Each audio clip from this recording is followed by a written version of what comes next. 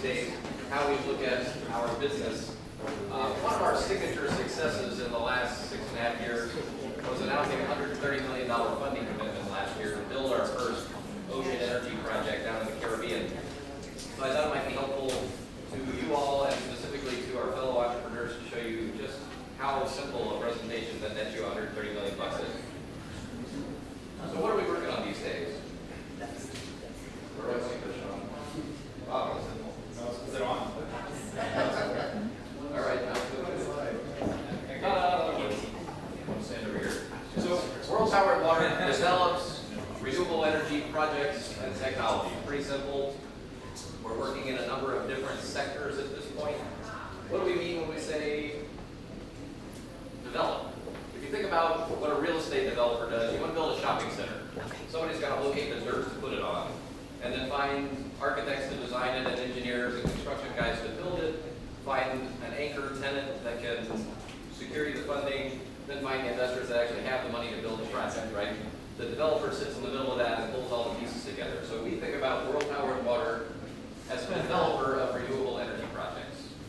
We're the guys that find a location for a project, find a utility company interested in buying the output of the project.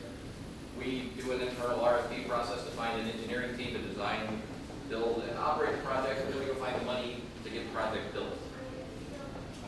The other side of what we do, developing projects, we also develop technologies. I thought you'd like to see one of our things that's in the lab right now. No, just kidding, but we are in the early stages of raising a fund to invest in projects in our technologies in our sector. We've identified about a half dozen companies at this point with technology that's kind of at an emerging growth stage. So that's something else we'll be managing in-house. Love to tell you more about that offline. So what are we looking for in those companies that we're potentially investing in? They need to be in our sector, and we're looking for things that will have some synergies. We're going to bring in under one umbrella a number of interesting renewable energy and other sustainable infrastructure technologies. Something with great IP, a great management team, or openness to having that team replaced. We want something that's scalable, where we can get a lot of leverage, especially from our expertise in finding project financing.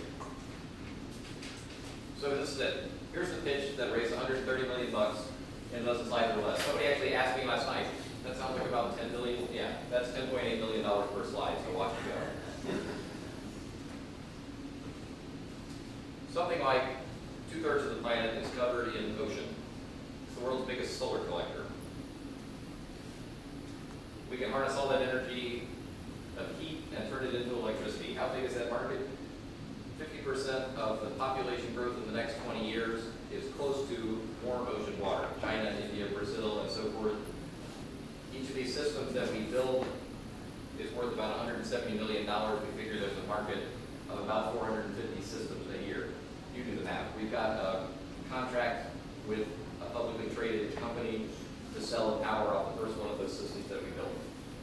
How does the technology work? We're exploiting the temperature differential between warm up here and cold down there. The technology's been demonstrated starting 30 years ago by your U.S. National Renewable Energy Lab. We took what they did and updated it with a lot of new technology over the last 30 years to make it more efficient and more commercializable. So what is it about our system that makes it so attractive? We focused on making it modular and scalable. We brought in engineering partners and other strategic partners that already work in this sector to make the project more viable. What makes us unique, this project is cost competitive with the way that particular island is currently generating its power. So unsubsidized, market rate, renewable energy, straight out the gate. This ocean thermal technology operates 24/7, 365, not like solar or wind. So it's much easier for a utility company to integrate in their system. It doesn't go down like the sun does, it doesn't stop blowing like the wind does. We also like that it's offshore, so it's not anybody's backyard. Our intellectual property, we have a number of patent innovations ready to go. This project is 10 megawatts, $120 million construction cost.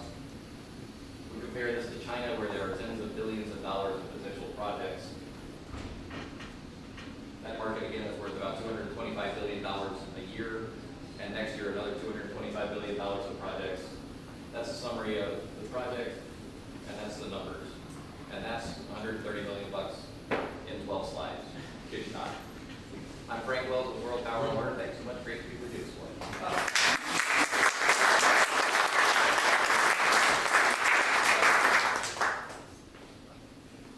Speechless. Good. Yes, ma'am. Where are you on that Caribbean project right now? What stage? So that first Caribbean project, we've raised a $130 million funding commitment from a private equity fund against a draft version 20-year power purchase agreement with the utility company. So the utility company agrees to buy our power at a set rate for 20 years, and that's what let us take the contract out to get funded. That one's slowly moving along. We've got a second project in the works on a different Caribbean island. That's a solar project. We decided last year it's great if we could use our internal ocean energy technology, but why would we particularly care if we're saving the planet with ocean energy or solar or wind or waste energy? So now we're fairly technology agnostic in developing renewable energy projects also. Sir? How do you transfer the energy for the plant? It's easy to be short. Underwater transmission cable is pretty well understood technology. They're underwater electricity transmission cables as long as 800 miles. That first project, we're about 3.5 miles offshore, so not a difficult technological step. Sir? I think the first time that I saw one of your presentations with the going, you had talked about something that really piqued my interest, and that was powering offshore oil rigs rather than having them create oil, getting it into land, having oil come back, having fuel come back to power them. They can power them directly from the ocean. Since you're sitting in the front row, you couldn't see Danielle back in the back with the hook going 1 minute countdown. So I didn't have time to put everything in one presentation. Sure. But one of the applications for this specific technology, where we've had some very interesting conversations, is if you think about what an offshore oil production system does, you basically pump crude oil out of the ground. You're using diesel generators to power those pumps. You get the crude oil to shore, you refine it into diesel, you ship it back out, you put it in the generator to power the pump, to pump the crude oil to whatever. You're basically cannibalizing a significant chunk of your output from the well to make the diesel to power the rig. If we use a system like this that's adapted for that specific application, deep water oil rigs, we can provide all the power and the fresh water that's needed for offshore oil production and let 100% of the product go to the marketplace. Yeah. As a comparison, well, two questions. First, how deep do you have to go in the ocean to get the right temperature difference? And the second thing, is there a target cost per kilowatt hour that you are competitive in? Sure. We need typically 2,500 to 3,000 feet of depth. That means if we go down the Caribbean, we can do it some places as close as 3 or 4 miles to shore. East coast of Florida is a bit farther. West coast of Florida, we need to be 100 miles offshore here. That essentially means we need to scale up large enough to do a project that makes the cost of that 100 miles of transmission worthwhile. We've modeled that, and we think that for Florida, it's somewhere in the range of 600 megawatts. One of the things we like about this system is that it'll scale up to, as best we can model it, about 300 megawatts on a single platform. That's enough to power 225,000 U.S. households, one platform, and we can daisy chain multiple platforms back to shore. So we think that Florida is well within reach, but several steps down the line. Let's not bite off more than we can chew at this point. Did that answer your question? Cost per kilowatt hour. This first system is spec'd out in the high 20s cents per kilowatt hour. That's lower than the rate that a lot of Caribbean islands are paying for the production of their electricity down there, since what they do is import diesel, burn it in generators. Our target cost per kilowatt hour on this system goes south of 10 cents with scale. There's a lot more behind that, but I'd be happy to take you through it offline. Just thinking about some of the storms, massive storms going on, Sure. what's the risk to the platforms? Well, one of our strategic partners is the largest fabricator of deep water oil and gas platforms in the Gulf of Mexico. They've got 30 plus years of experience of building those deep water platforms that are designed to weather a storm like this. Of course, when a storm is coming, you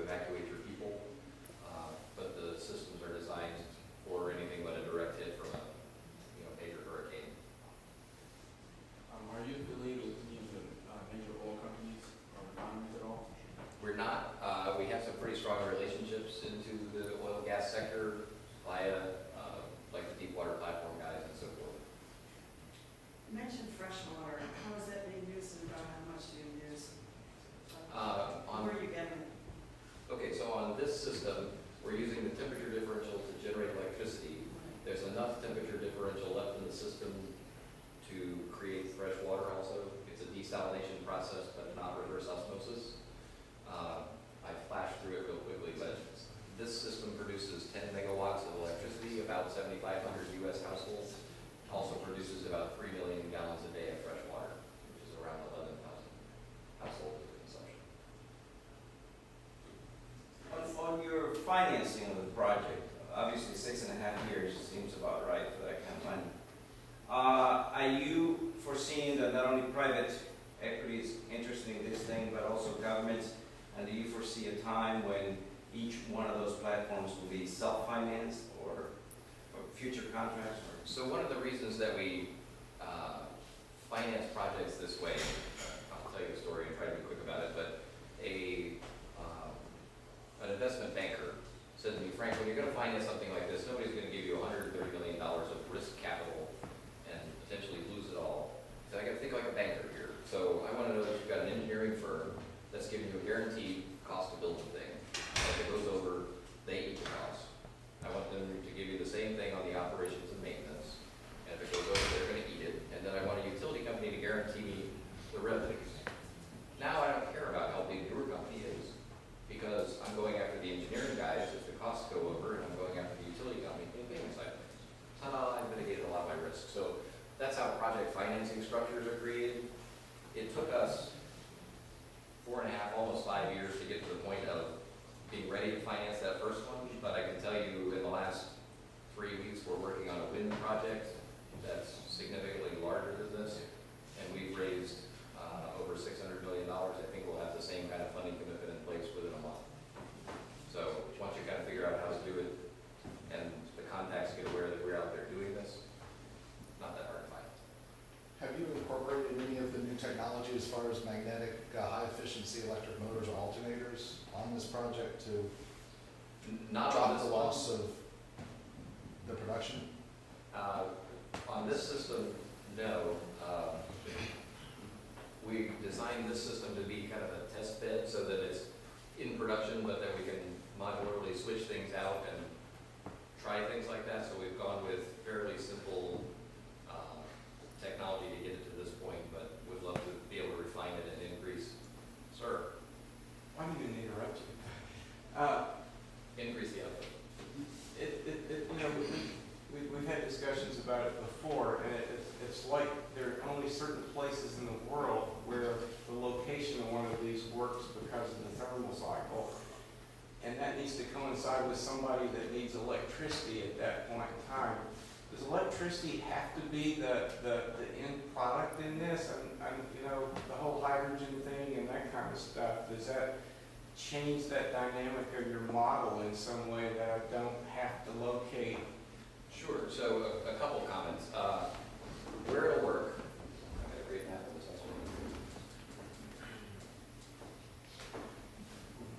U.S. about as far north as the Carolinas, down to the southern tip of Brazil, right? Gulf of Mexico is fabulous. Mexico, and down the west coast, southern tip of Japan, China, India, Indonesia, the Philippines. So some of the largest growing markets, and most of the growth in those countries is happening within 50, 75 miles of the coastline. So, like we said, literally we've gone through this country by country. 50% of the new electricity demand in the next 20 years is addressable market for us. But the system can also be used, like you said,